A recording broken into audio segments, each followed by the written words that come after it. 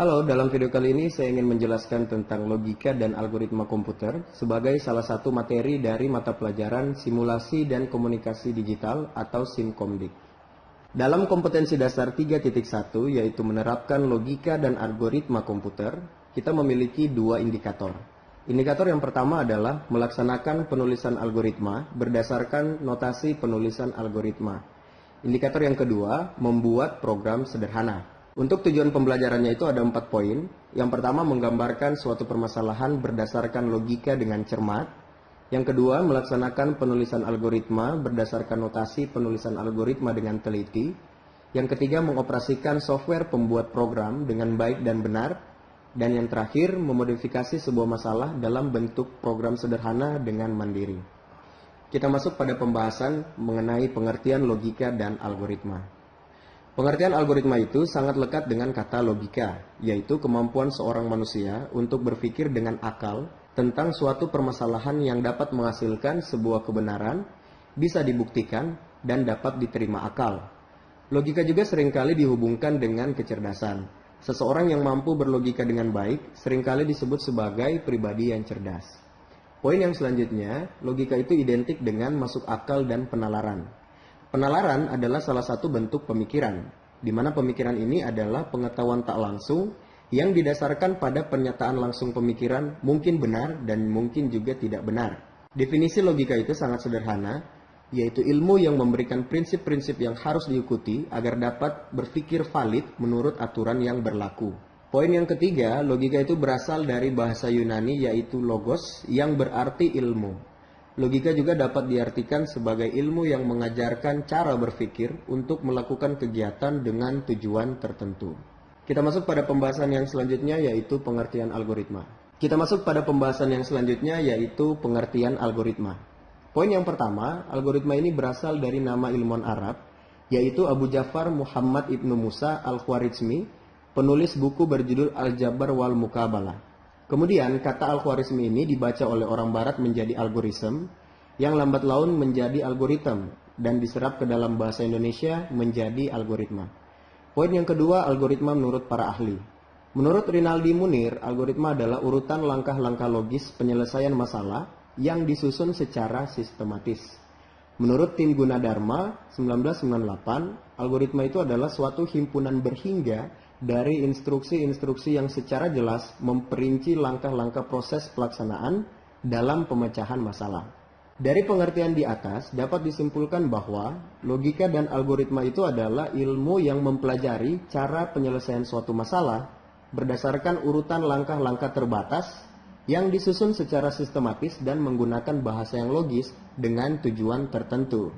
Nah, untuk lebih mudah memahami arti dari algoritma, dicontohkan sebuah permasalahan penukaran isi dari dua gelas.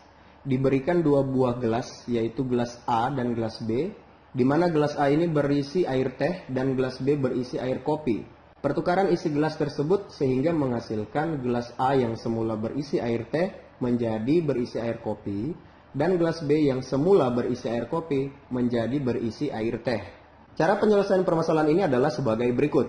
Untuk mempertukarkan isi gelas dengan benar, maka kita memerlukan gelas tambahan yang kita beri nama gelas C sebagai tempat penampungan sementara. Nah, berikut algoritmanya. Pertama, siapkan gelas cadangan C. Kedua, tuangkan air teh dari gelas A ke dalam gelas C, di mana saat ini gelas A menjadi kosong. Yang ketiga, tuangkan air kopi dari gelas B ke dalam gelas A, di mana gelas B menjadi kosong. Dan yang keempat, tuangkan air teh dari gelas C ke dalam gelas B. Dari contoh ini dapat dilihat bahwa penyelesaian permasalahan penukaran isi dua buah gelas itu sangat sederhana. Di sini digunakan urutan langkah yang masuk akal atau logis, sehingga isi dari keduanya itu sudah berpindah media. Yang awalnya itu air teh berada di gelas A, pindah ke gelas B, dan air kopi yang berada di gelas B, pindah ke gelas A. Inilah yang dinamakan dengan algoritma, yaitu urutan penyelesaian sebuah permasalahan dengan urutan dan langkah yang logis dan masuk akal sehingga menghasilkan sesuatu langkah yang benar. Saat menggunakan logika, sebaiknya jangan berpikir terlalu rumit tentang sebuah masalah, karena belum tentu masalah itu serumit yang kita pikirkan. Pikirkanlah hal yang paling sederhana untuk menyelesaikan masalah itu, sehingga kita tidak terjebak dalam pemikiran rumit yang dibuat sendiri. Dalam menentukan algoritma untuk menyelesaikan suatu permasalahan, mungkin kita akan dihadapkan pada beberapa pilihan algoritma. Oleh karena itu kita harus memiliki rambu-rambu dalam menentukan pilihan algoritma. Pertimbangan dalam pemilihan algoritma itu adalah yang pertama, algoritma haruslah benar. Artinya, algoritma akan memberikan keluaran sesuai seperti yang diharapkan dari sejumlah masukan yang diberikan. Jadi tidak peduli sebagus apapun algoritma itu, jika dia memberikan keluaran yang salah, maka sudah pasti algoritma tersebut bukanlah algoritma yang baik. Pertimbangan kedua yang harus diperhatikan adalah kita harus mengetahui seberapa baik hasil yang dicapai oleh algoritma tersebut. Hal ini penting terutama pada algoritma yang memerlukan aproksimasi hasil, yaitu algoritma yang hasilnya hanya berupa pendekatan. Algoritma yang baik harus mampu memberikan hasil yang sedekat mungkin dengan nilai yang sebenarnya. Pertimbangan yang ketiga adalah efisiensi dari algoritma itu sendiri. Efisiensi algoritma dapat ditinjau dari dua hal, yaitu efisiensi waktu dan memori. Meskipun algoritma memberikan keluaran yang benar atau paling mendekati, tetapi jika kita harus menunggu lama untuk mendapatkan hasil, semisal dalam waktu berjam-jam, maka biasanya algoritma tersebut tidak akan menjadi pilihan yang utama. Karena pada dasarnya setiap orang itu menginginkan keluaran yang relatif cepat. Begitu juga dengan memori. Semakin besar memori yang terpakai, maka semakin jelek algoritma tersebut. Tujuan dari belajar logika dan algoritma ini adalah agar kita dapat membiasakan diri melakukan suatu perencanaan apabila menyelesaikan suatu masalah. Karena suatu permasalahan yang diselesaikan dengan suatu perencanaan yang matang, maka akan mendapatkan solusi yang lebih optimal dibandingkan menyelesaikan masalah tanpa menggunakan suatu perencanaan. Kita masuk pada pembahasan yang selanjutnya, yaitu mengenai ciri-ciri, sifat, dan struktur dasar algoritma. Kita bahas terlebih dahulu tentang ciri-ciri algoritma. Tidak semua langkah penyelesaian masalah yang logis itu dapat disebut sebagai algoritma. Menurut Donald E. Knuth, paling tidak algoritma itu mempunyai 5 ciri penting. Yang pertama itu finiteness atau keterbatasan, di mana algoritma itu harus berakhir setelah mengerjakan sejumlah langkah proses. Jadi tidak boleh algoritma itu tanpa batasan. Jadi dia harus dalam bentuk keterbatasan. Yang kedua, definiteness atau kepastian, di mana setiap langkah harus didefinisikan secara tepat dan tidak berarti ganda atau ambigu. Yang ketiga, dia harus memiliki input, ya, di mana algoritma itu paling tidak memiliki 0 atau lebih data masukan. Yang keempat, output atau keluaran, di mana algoritma juga harus memiliki 0 atau lebih hasil keluaran. Yang terakhir, effectiveness atau efektivitas, di mana algoritma itu harus efektif, langkah-langkah algoritma itu dikerjakan dalam waktu yang wajar.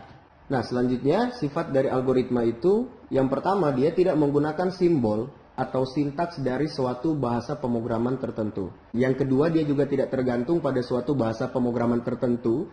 Yang ketiga, notasi-notasinya dapat digunakan untuk seluruh bahasa manapun. Dan yang keempat, algoritma dapat digunakan untuk merepresentasikan suatu urutan kejadian secara logis dan dapat diterapkan di semua kejadian sehari-hari. Kita masuk pada pembahasan yang selanjutnya, yaitu struktur dasar algoritma. Yang pertama, ada yang namanya runtunan atau sequence. Nah, sebuah runtunan ini terdiri dari satu atau lebih instruksi, di mana setiap instruksi itu dikerjakan secara berurutan sesuai dengan urutan penulisannya. Yakni sebuah instruksi itu dilaksanakan setelah instruksi sebelumnya sudah selesai dikerjakan. Urutan dari instruksi ini akan menentukan hasil akhir dari suatu algoritma. Bila urutan penulisan berubah, maka mungkin juga hasil akhirnya berubah. Sebagai contoh, perhatikan operasi aritmatika berikut ini. Dalam kurung 4 tambah 3 dikalikan 7 sama dengan 49. Tetapi bila urutan aksinya kita ubah, maka hasil keluarannya akan berbeda. Misalnya, kalau kita ubah 4 ditambah dalam kurung 3 kali 7, itu hasilnya adalah 25. Contoh lain dari runtunan aksi adalah algoritma penukaran dua bilangan bulat. Yaitu yang pertama kita deklarasikan misalnya A, B, dan C sebagai bilangan bulat. Lalu kita masukkan nilai A dan B. Yang ketiga kita masukkan nilai A ke dalam C, yang keempat kita masukkan nilai B ke dalam A, dan yang kelima kita masukkan nilai C ke dalam B. Jadi seperti itulah contoh dari struktur dasar runtunan atau sequence. Kita masuk pada struktur dasar yang selanjutnya, yaitu pemilihan atau selection. Kadangkala terdapat suatu kejadian yang baru akan dikerjakan jika suatu kondisi tertentu telah terpenuhi. Pemilihan yaitu instruksi yang dikerjakan dengan kondisi tertentu, di mana kondisi ini adalah persyaratan yang dapat bernilai benar atau salah. Jadi satu atau beberapa instruksi hanya akan dilaksanakan apabila kondisi bernilai benar. Sebaliknya, apabila salah maka instruksi tidak akan dilaksanakan. Sebagai contoh kasus pemilihan atau selection adalah dalam penentuan bilangan genap atau ganjil seperti berikut ini. Yang pertama, masukkan bilangan sebagai sebuah bilangan bulat. Yang kedua, bagi bilangan dengan angka 2, simpan nilai sisa pembagian dalam variabel sisa. Yang ketiga, jika nilai sisa sama dengan 0, maka kerjakan langkah keempat. Langkah keempat itu adalah tampilkan kata genap ke layar komputer. Yang kelima, jika nilai sisa tidak sama dengan 0, maka kerjakan langkah 6. Di mana langkah 6 ini adalah perintah untuk menampilkan kata ganjil ke dalam layar.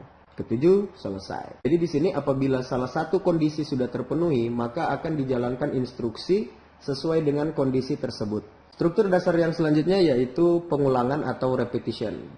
Nah, pengulangan ini merupakan kegiatan mengerjakan sebuah atau sejumlah aksi yang sama sebanyak jumlah yang ditentukan atau sesuai dengan kondisi yang diinginkan. Beberapa statement pengulangan di bahasa pemrograman yaitu for, while, do while, repeat until, for down to do, for to do, dan lain-lain. Sebagai contoh adalah menampilkan huruf tertentu sebanyak n kali ke layar sebagai berikut. Yang pertama, deklarasikan variabel huruf untuk menyimpan karakter yang akan ditampilkan. Kedua, deklarasikan variabel n untuk menyimpan banyaknya perulangan. Yang ketiga, deklarasikan variabel counter yang digunakan sebagai counter perulangan yang sudah dilakukan. Yang keempat, masukkan sebuah karakter dan simpan dalam variabel huruf. Kelima, masukkan banyaknya perulangan yang diinginkan dan simpan dalam variabel n. Yang keenam, set nilai counter dengan 0. 7, tampilkan huruf ke layar. 8, lakukan penambahan counter dengan 1. 9, jika nilai counter kurang dari n, maka dia akan mengerjakan langkah ke-6, yaitu men-set nilai counter dengan 0. Yang ke-10, jika nilai counter sama dengan n, maka selesai. Oke, sampai di sini dulu untuk video pembelajaran kali ini. Kita akan berjumpa lagi pada video-video pembelajaran selanjutnya. Sekian dan terima kasih.